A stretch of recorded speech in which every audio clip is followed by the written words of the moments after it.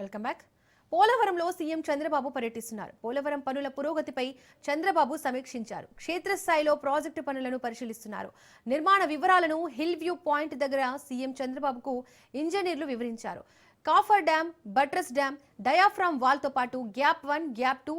ECRF dam పనుల్ని పరిశీలిస్తున్నారు CM. 2027 June నాటికి ప్రాజెక్టు పూర్తికి ఎలాంటి చర్యలు తీసుకోవాలో ఇంజనీరింగ్ అధికారులను అడిగి తెలుసుకుంటారు. పనుల వేగిరంపై వారికి కాంట్రాక్టు సంస్థకు దిశానిర్దేశం చేశారు.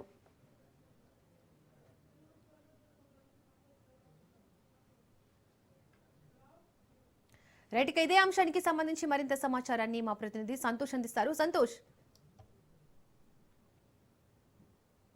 ఏదైతే ఈ రోజు పోలవరం సందర్శనార్థం కూడా సీఎం చంద్రబాబు నాయుడు అయితే ఇక పోలవరానికి వెళ్ళడం, దానికి సంబంధించి ఏరియల్ రివ్యూ అనేది కూడా చేయడం జరుగుతూ ఉంది. ఎందుకంటే పోలవరానికి సంబంధించి కూటమి ప్రభుత్వం అధికారంలోకి వచ్చిన అనంతరం కూడా దానికి సంబంధించి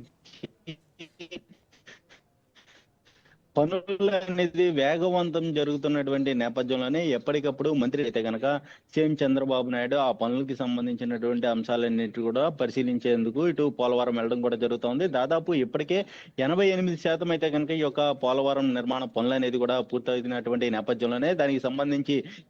ఏదైతే ఇటు ఎత్తకం రాక్ హిల్ కి సంబంధించినటువంటి డ్యామ్ కావచ్చు, అదేవిధంగా బట్రస్ డ్యామ్ కావచ్చు, అదేవిధంగా డయాఫ్రమ్ వాల్, అంటే ప్రధానంగా ఏదైతే ఈ యొక్క డ్యామ్స్ ఏవైతే ఉన్నాయో దానికి సంబంధించినటువంటి పనులు దాదాపు పూర్తయినటువంటి నేపథ్యంలోనే దానికి సంబంధించినటువంటి రివ్యూ అనేది కూడా ఇటు సీఎం చంద్రబాబు నాయుడు ఏర్పాటు చేయడం కూడా జరుగుతూ ఉంది. ఎందుకంటే ఈ యొక్క 2027 గోదావరి పుష్కరాలు వస్తున్నటువంటి నేపథ్యంలోనే ఆ దిశగా అయితే కనుక ఇటు ఈ యొక్క ప్రాజెక్ట్ ని పూర్తి చేసి ముందుగా అయితే కనుక జాతికి అంకితం చేసే దిశలో అయితే కనుక కూటమి ప్రభుత్వం నిర్ణయించుకున్నట్టు కూడా తెలుస్తోంది. దీనికి ఇప్పటికే 62,000 కోట్ల రూపాయలు అయితే కనుక ఈ యొక్క వ్యయాన్ని అయితే కేటాయించినట్టు కూడా తెలుస్తోంది. ఇప్పటికే కూటమి ప్రభుత్వం అధికారంలోకి వచ్చిన తర్వాత కేంద్రం నుంచి దాదాపు 1800 కోట్ల వరకు కూడా ఈ యొక్క పోలవరానికి సంబంధించినటువంటి పనుల నిర్మాణానికి అయితే కనుక నిధులు విడుదల చేయడం కూడా జరుగుతోంది. ఇటు కేంద్ర సహాయంతో అయితే కనుక పోలవరం ముందుకు వెళ్తున్నటువంటి నేపథ్యంలోనే ఇప్పటికే ఈ యొక్క పోలవరం ప్రాజెక్ట్ అథారిటీకి సంబంధించినటువంటి రివ్యూలు ఎప్పటికప్పుడు చేస్తూ ఆ పనుల యొక్క సంబంధించినటువంటి అంశాలన్నింటినీ కూడా పరిశీలిస్తూ ఎక్కడైతే అంటే గతంలో ఏదైతే డయాఫ్రమ్ వాల్ అనేది కూడా గత 5 సంవత్సరాల్లో డయాఫ్రమ్ వాల్ నిర్మాణం అనేది జరగకపోవడంతో కొంతమేర డ్యామేజ్ అయినటువంటి నేపథ్యంలోనే దానికి సంబంధించినటువంటి రివ్యూలు చేసిన అనంతరం కూడా ఖర్చు వ్యయం దానికి సంబంధించినటువంటి అంశాలన్నింటినీ కూడా పూర్తి స్థాయిలో ఈ కూటమి ప్రభుత్వం అయితే కనుక అంచనాకి రావడం, దానికి సంబంధించి కేంద్రం నుంచి నిధులు రాబట్టి ఈ యొక్క పోలవరం ఎందుకైతే అడుగులు వేసినటువంటి పరిస్థితులు కూడా నెలకొన్నాయని తెలుస్తా ఉంది. అయితే ప్రధానంగా ఈ యొక్క ప్రాజెక్ట్ కి సంబంధించినటువంటి కుడి ఎడమ కాలువల అనుసంధానం నిర్మాణం కూడా ఇటు దీనికి సంబంధించినటువంటి అంశాలను కూడా ఈ రోజు సీఎం చంద్రబాబు నాయుడు ప్రస్తావించనున్నట్టు కూడా తెలుస్తోంది. ఏదైతే గతంలో 2014-19 ప్రభుత్వంలోనే ఈ యొక్క పోలవరం ప్రాజెక్ట్ నిర్మాణాన్ని అనేది కూడా పూర్తి స్థాయిలో నిర్మాణం చేపట్టేందుకు కూడా అడుగులు వేసినప్పటికీ కూడా కొంతమేర అయితే కనుక పూర్తయినటువంటి నేపథ్యంలోనే దాదాపు 60% అప్పట్లోనే కంప్లీట్ అయినటువంటి నేపథ్యంలోనే ఆ తర్వాత అనివార్య కారణాల చేత డయాఫ్రమ్ వాల్ డ్యామేజ్ కావడంతో ఆ నిర్మాణ పనులు ఎక్కడికక్కడ అయితే కనుక నిలిచిపోవడం, అంటే వేగవంతం లేకపోవడంతో ఇక కూటమి ప్రభుత్వం అధికారంలోకి వచ్చిన అనంతరం కూడా దీనికి సంబంధించినటువంటి డయాఫ్రమ్ వాల్ ఏదైతే కీలకంగా వ్యవహరించినటువంటి యొక్క డ్యామ్ నిర్మాణ పనులే ఎంతో కీలకంగా ఉన్నటువంటి నేపథ్యంలోనే దానికి సంబంధించినటువంటి పనులన్నిటిని కూడా ఈ యొక్క పోలవరం ప్రాజెక్ట్ అథారిటీ సందర్శించి దాని వ్యయాలు అన్నింటినీ కూడా ఇటు రాష్ట్ర ప్రభుత్వానికి అదేవిధంగా కేంద్ర ప్రభుత్వానికి అయితే కనుక ఆ నివేదిక అనేది అందించిన అనంతరం కూడా ఇటు ఆ కేంద్రం నుంచి నిధులు కేటాయించడం, ఆ డయాఫ్రమ్ వాల్ నిర్మాణ పనులు అయితే కనుక వేగవంతం పుంజుకోవడం, ఈ 18 నెలల్లో పూర్తి స్థాయిలో అయితే కనుక పోలవరంపై కూడా ఎంతో ప్రతిష్టాత్మకంగా అయితే కనుక ఈ ప్రాజెక్ట్ ని తీసుకురావాలి. అదేవిధంగా అంటే 7 లక్షల వరకు కూడా 7 లక్షల ఎకరాల వరకు కూడా ఈ యొక్క సాగునీరు అందే విధంగా కూడా ఇటు ఈ యొక్క ప్రాజెక్టు పూర్తయితే మాత్రం దానికి సంబంధించినటువంటి అంశం అనేది కూడా ఎంతో పరిగణలోకి రాబోతుందని కూడా తెలుస్తోంది. ఎందుకంటే ఈ యొక్క సాగునీరుతో పాటు రాష్ట్ర వ్యాప్తంగా కూడా ఈ యొక్క పోలవరం ప్రాజెక్ట్ ఎంతగానో ఉపయోగపడనున్నటువంటి నేపథ్యంలోనే అందరికీ సాగునీరు త్రాగునీరు కూడా ఈ యొక్క డ్యామ్ అనేది, ఈ పోలవరం ప్రాజెక్ట్ అనేది కూడా ఎంతో కీలకంగా వ్యవహరించబోతుంది. అంటే ఇటు నదుల అనుసంధానం కూడా ఈ యొక్క పోలవరం ప్రాజెక్ట్ నుంచి కూడా ఎంతో కీలకంగా వ్యవహరించబోతుందని కూడా ఇటు కూటమి ప్రభుత్వం నిర్ణయం తీసుకోవడం కూడా జరుగుతుంది. ఎందుకంటే ఇప్పటికే నదుల అనుసంధానం పేరుతోటి ఏదైతే ఇటు పోలవరం, నల్లమల సాగరు, అదే విధంగా బనకచెర్ల ప్రాజెక్ట్ వీటికంటే కనుక ఈ యొక్క పోలవరం అనేది కూడా ఎంతో కీలకంగా వ్యవహరించినటువంటి నేపథ్యంలోనే ఈ పోలవరం ప్రాజెక్టు పై కూడా ఎంతో కూటమి ప్రభుత్వం దృష్టి పెట్టినటువంటి నేపథ్యంలోనే, ఎందుకంటే కేంద్రం సైతం కూడా ఈ యొక్క కూటమిలో ఉన్నటువంటి భాగస్వామ్యం ఉన్నటువంటి నేపథ్యంలోనే పోలవరాన్ని ఎంతో కీలకంగా ముందుకు తీసుకెళ్తున్నటువంటి అడుగులు అయితే కనుక పడుతున్నటువంటి పరిస్థితులు. అయితే ఏదైతే ఇటు ఈ యొక్క పోలవరం ప్రాజెక్ట్ కనుక పూర్తి అయితే మాత్రం ఈ గోదావరి జలాల్ని కృష్ణా జలాల్లోకి ఇటు పంపించి కృష్ణా నుంచి కూడా ఇటు నదుల అనుసంధానం అయితే పేరిట కూడా ఇటు పెన్నా నది వైపుకి తరలించి దీనికి సంబంధించి బొల్లాపల్లి దగ్గర ఒక రిజర్వాయర్ నుంచి అక్కడి నుంచి ఎత్తిపోతల ప్రాజెక్ట్ ద్వారా కూడా ఈ యొక్క రాయలసీమ ప్రాంతాలన్నింటికి ఇటు శ్రీశైలం కావచ్చు, నల్లమల కావచ్చు, వీటన్నిటిని కూడా ఈ యొక్క బొల్లాపల్లి ప్రాజెక్ట్ నుంచి కూడా వీటన్నిటికీ తరలించే ప్రయత్నాలు అయితే కనుక కూటమి ప్రభుత్వం చేయనున్నట్టు కూడా తెలుస్తోంది. ఎందుకంటే ప్రధానంగా పోలవరం నుంచి బనకచెర్ల ప్రాజెక్ట్ అనేది కూడా మొదట ప్రతిష్టాత్మకంగా తీసుకొచ్చినప్పటికీ కూడా కొన్ని అనివార్య కారణాల చేత ఈ యొక్క పోలవరం, నల్లమల సాగర్ వరకు కూడా ఈ యొక్క ప్రాజెక్ట్ అయితే కనుక ఇప్పుడు ప్రస్తుతం తాజాగా కూటమి ప్రభుత్వం నిర్ణయం తీసుకోవడం కూడా జరుగుతోంది. ఈ ప్రాజెక్ట్ ద్వారా కూడా మొత్తంగా అయితే కనుక ఏదైతే సముద్రంలో గోదావరిలో కలిసేటువంటి వృధా ఏదైతే అవుతుందో దాదాపు గత 10 సంవత్సరాలు 15 సంవత్సరాల వరకు చూసుకున్నట్లయితే కనుక లక్షల క్యూసెక్లు అయితే కనుక గోదావరి వాటర్ అనేది సముద్రంలో వృధా అవుతున్నటువంటి కలిసిపోతున్నటువంటి నేపథ్యంలోనే వీటన్నిటిని కూడా గోదావరి జలాలు వృధా కాకుండా పూర్తి స్థాయిలో అనుసంధానం చేస్తే మాత్రం సాగునీరు, త్రాగునీరుకి ఎంతగానో ఉపయోగపడుతున్నటువంటి ఆలోచనతో ఇటు కూటమి ప్రభుత్వం అయితే కనుక నదుల అనుసంధానానికి అయితే కనుక అడుగులు వేస్తున్నటువంటి పరిస్థితులు కూడా కనబడతా ఉన్నాయి. అయితే ఈ నేపథ్యంలోనే చూసుకున్నట్లయితే కనుక ఏదైతే ఇటు ఈ పోలవరం ప్రాజెక్టు పూర్తి అయితే మాత్రం ఇటు గోదావరి పుష్కరాలకి సంబంధించినటువంటి అంశాలు కావచ్చు, అదేవిధంగా 2028లో రాబోయేటువంటి కృష్ణా పుష్కరాలు కావచ్చు, వీటన్నిటికి కూడా ఈ యొక్క ప్రాజెక్ట్ నుంచి వాటర్ అనేది కూడా ఇటు నదుల అనుసంధానం ద్వారా పూర్తి స్థాయిలో రాష్ట్ర వ్యాప్తంగా కూడా ఈ నదుల అనుసంధానం అనేది కూడా వెళ్ళనున్నట్టు కూడా తెలుస్తోంది. ఈ నదుల అనుసంధానం అనేది కూడా ఇటు కేంద్రం నుంచి కూడా సానుకూలంగా వ్యవహరిస్తున్నటువంటి నేపథ్యంలోనే పూర్తి స్థాయిలో ఈ యొక్క పోలవరం ప్రాజెక్ట్ అనేది కూడా ఎంతో కీలకంగా వ్యవహరించబోతుందని కూడా తెలుస్తోంది. అంటే పోలవరం ప్రాజెక్టు పనులు శరవేగంగా అయితే కనుక జరుగుతున్నటువంటి నేపథ్యంలోనే 2027 జూన్ నాటికి అయితే కనుక ఈ యొక్క పోలవరం ప్రాజెక్టు అందుబాటులోకి వస్తే మాత్రం పూర్తి స్థాయిలో ఇక రాష్ట్ర వ్యాప్తంగా కూడా జలకళ అనేది కూడా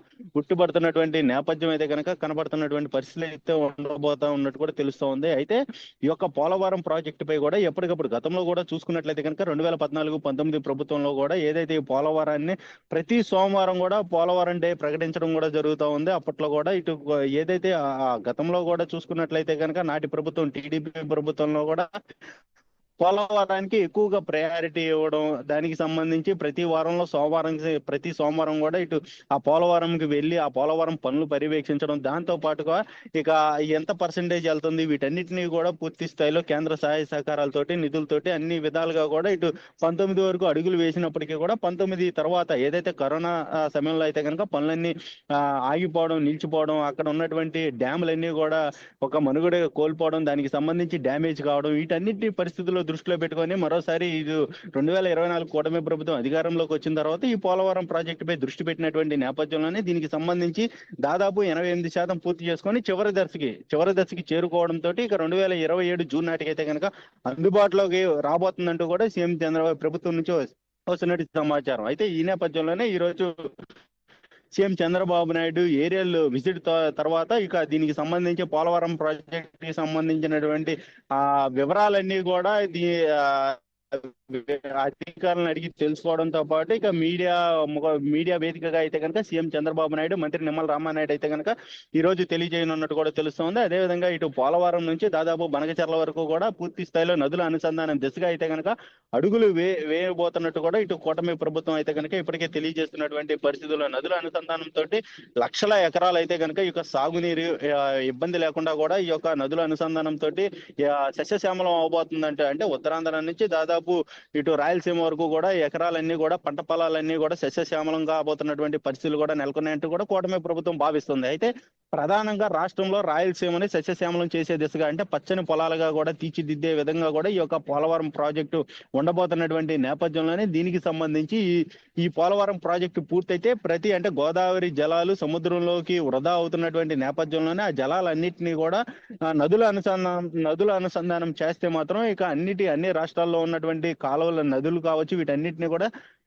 ఈ యొక్క అనుసంధానం ద్వారా గోదావరి జలాలు, కృష్ణా జలాలు ఇవన్నీ అనుసంధానం ద్వారా అయితే కనుక వెళ్తే మాత్రం పూర్తి స్థాయిలో అయితే కనుక పంట పొలాలు అయితే సస్యశ్యామలంగా అవడంతో పాటు త్రాగునీరుకు కూడా ఇబ్బందులు లేకుండా అయితే కనుక ఉండబోతున్నట్టు కూడా తెలుస్తోంది. అదేవిధంగా